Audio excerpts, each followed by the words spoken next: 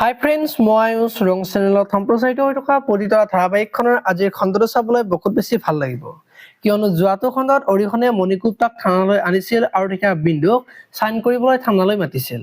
আৰু তেতিয়া বিন্দু যোৱাৰ পিছত মণিগুপ্তাক আজি তোমাৰ ক্ষোভখিনি আজি উজাৰি দিয়া বুলি কোৱাত বিন্দুই মণিগুপ্তাক চৰমৰা দেখিবলৈ পাইছিল। আজিৰ খণ্ডটোত মণিগুপ্তাক অৰিহণে জেললৈ লৈ গৈ থাকিব আৰু তেতিয়া আধা ৰাস্তাতে কেইজনমান মানুহ আহি গাড়ীখন আগভেটি ধৰিব। আৰু তেতিয়া মণিগুপ্তাই মই কৈছিলো নহয় মোক আৰু বেছি দূৰলৈ নিব নোৱাৰিবি বুলি এতিয়া গম পালি বুলি অৰিহণক কব। এতিয়া বাৰু মণিগুপ্তাক পুলিচৰ হাতৰ পৰা লৈ যাব নেকি দেখিবলৈ পাব আজিৰ খণ্ডটোত। ইফালে আকৌ বেদৰ দেউতাকে আজি অনুক হত্যাকাৰী আৰু ড্ৰাগছ বেপাৰীবোৰৰ মাজত অলপো পাৰ্থক্য নাই, সিহঁতেতো এটা প্ৰজন্মক মৃত্যুৰ মুখলৈ লৈ গৈ আছে বুলি কৈ থাকিব। আৰু তেতিয়া বেদই দূৰৰ পৰা কথাখিনি শুনি থাকিব। এতিয়া বাৰু বেদই মোৰ কথাবিলাক গম পালে দেউতাই কি কব বুলি ভাবি থকা দেখিবলৈ পাব।